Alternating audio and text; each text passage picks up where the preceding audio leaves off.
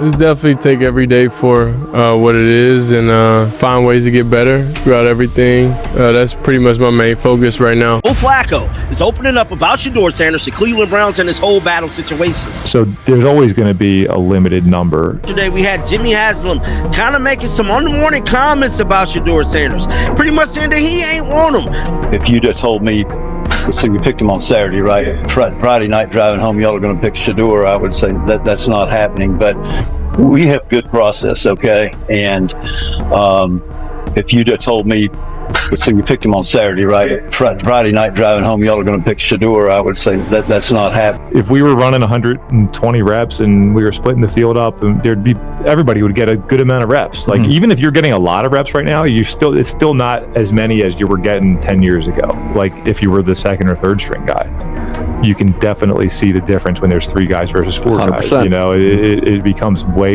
it's even less of a headache for the coaches to come up with how they're going to split them. So yeah, listen, I think they were trying to get everybody reps, you know, and it is a hard thing because especially in today's camp, you're only out there for so long. Like Shedeur Sanders is currently getting ready to battle it out for the starting quarterback position. This kind of situation, it's a distraction to the team. Not everybody's getting enough reps. It just overtakes everything we do, and that's where we are with them right now. We're still talking about it. We're still talking about Shedeur Sanders. You can't dwell on those things. You just got to do whatever they're asking you to do. You got to do the best. And there has been some pressure. This D-line has been pretty impressive. That's kind of what I'm talking about. I think there is some difficulty with that for sure, but I can tell you the best thing to do is just play each play as it is. You're going to get opportunities to throw the ball down the field. And I can't feel bad about that. Yeah, I got to feel good that I did what I did, or I got to feel bad that I did what I was supposed to do, or I got to feel bad that I didn't do what I was supposed to do. Shedeur Sanders is not getting as many reps as his peers. It just is what it is. Said it once, and I'll say it again. Shedeur need to get the hell out of Cleveland, bruh. It's looking real spooky. Bernie Kosar, who is a legend in his own right, effusive in his praise for you every day. He's like, I'm not on his PR staff, trust me. So just tell them to watch that, and they can hear from somebody else. Yeah, Bernie's been unbelievable, man. I talked to him out there a little bit today, and I was like, dude, it means so much. Like, thank you so much.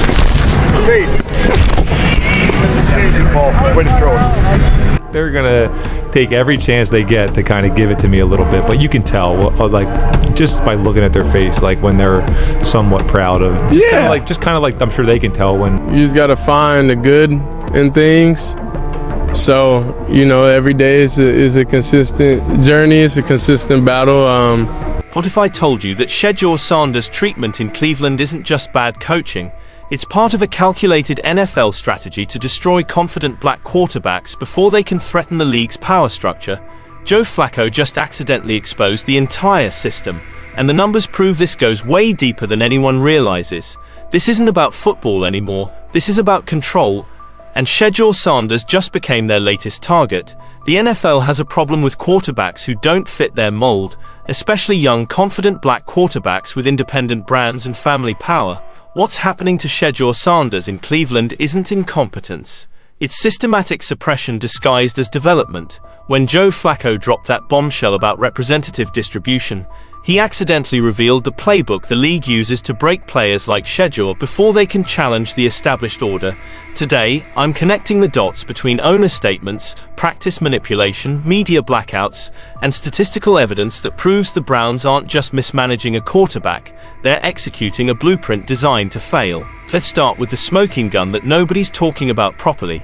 Jimmy Haslam didn't just casually mention he didn't want Shedeur Sanders, he strategically planted that statement to poison the well.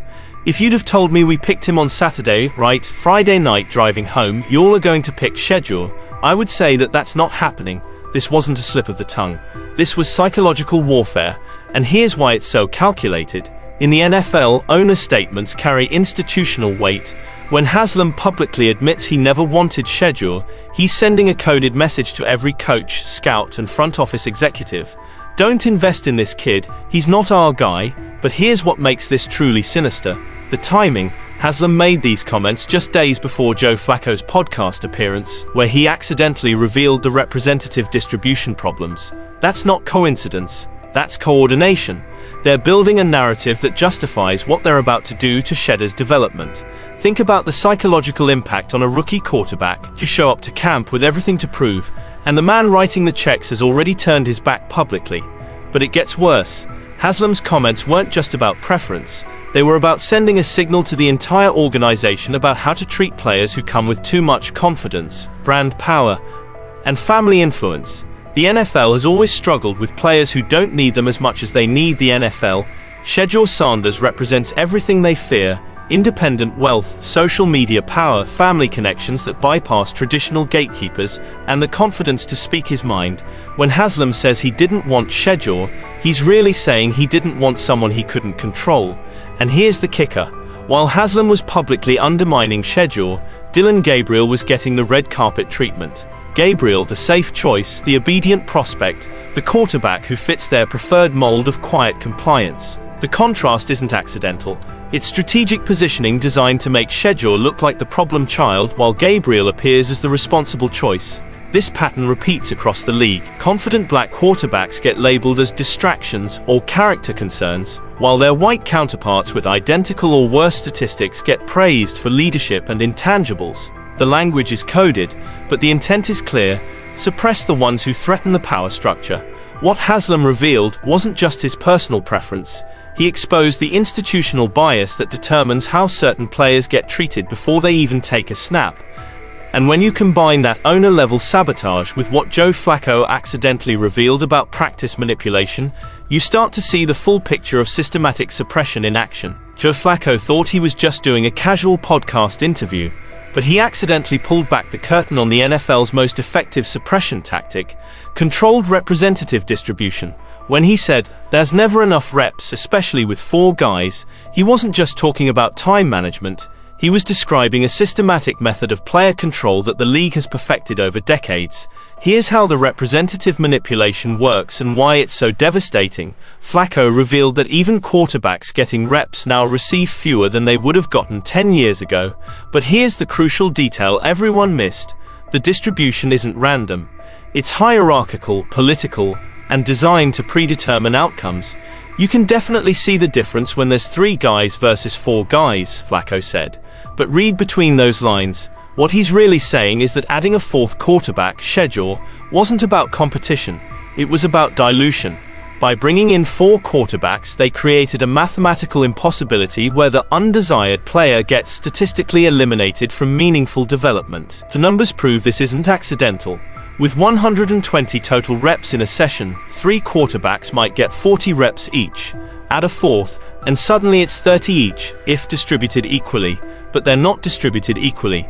The favored players get 45 to 50 reps, while the target gets 15 to 20. That's not development. That's systematic starvation. Flacco's most revealing comment came when he discussed downfield throws. If a couple guys get to throw the ball downfield a couple times in practice and I don't, I can't feel bad about that. This is the smoking gun. Some quarterbacks are being chosen to showcase their arm talent with highlight-worthy throws, while others are relegated to handoffs and screen passes. The representative quality is being manipulated just as much as the representative quantity. And here's where it gets truly insidious. Flacco, with nearly 2 decades in the league, knows exactly what's happening.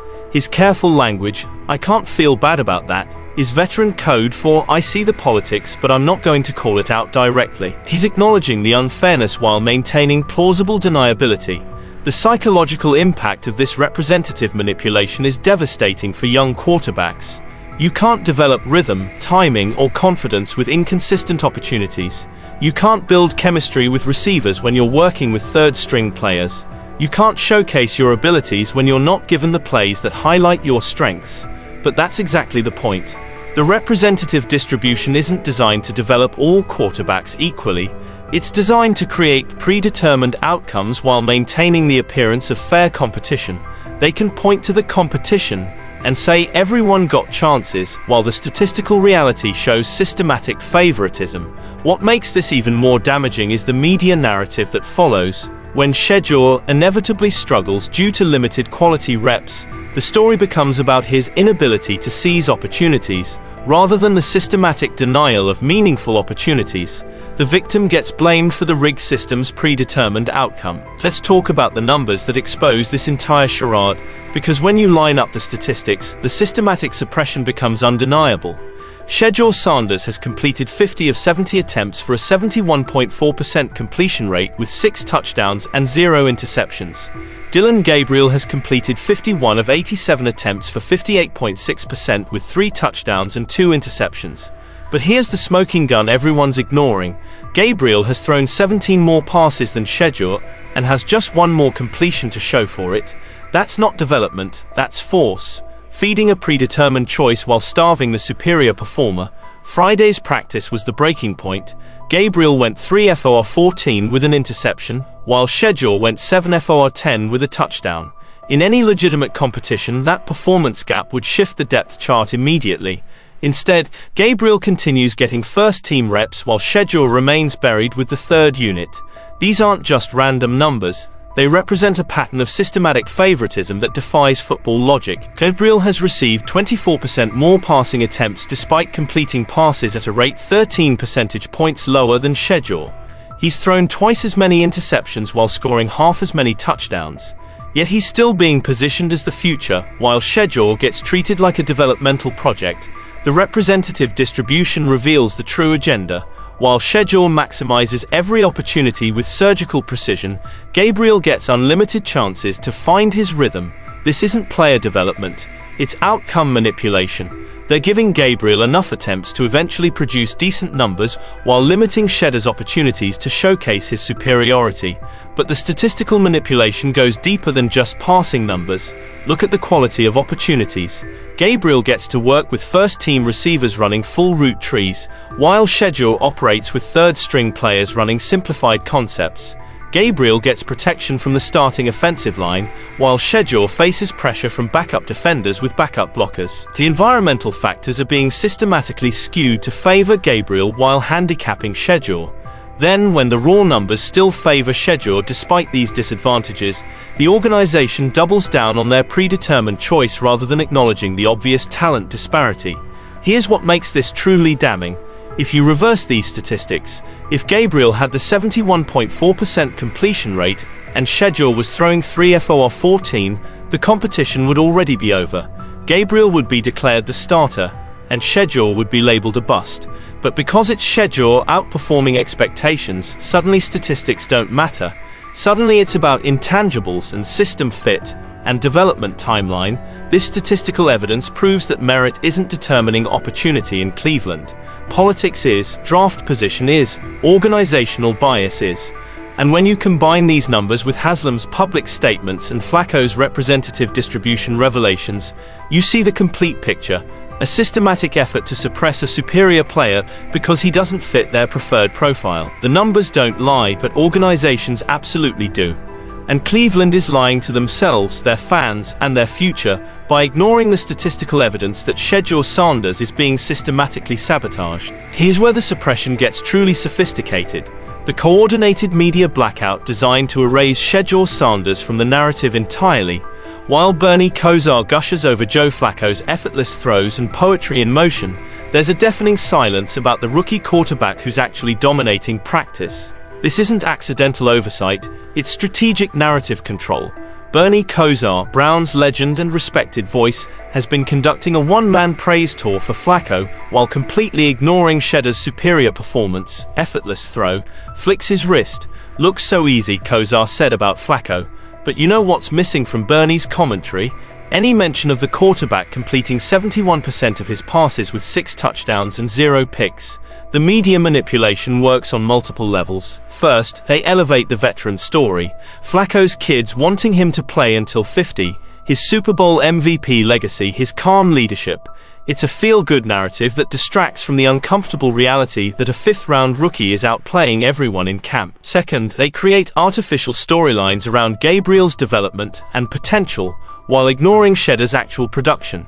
Gabriel's 3 for 14 performance gets framed as growing pains, while Shedeur's 7 for 10 with a touchdown gets buried in the back of practice reports. Third, and most insidiously, they use coded language to diminish Shedeur's accomplishments. When he performs well, it's because of limited reps or simplified concepts. When Gabriel struggles, it's due to complex system installation or adjustment period. The same performance gets interpreted differently based on who's delivering it. The social media strategy is equally revealing. The Browns' official content features Flacco highlights, Gabriel development stories, and veteran leadership moments. Shedeur's practice dominance, nowhere to be found. They're crafting a story where he doesn't exist despite being the most productive quarterback in camp. This media blackout serves a crucial function in the suppression strategy.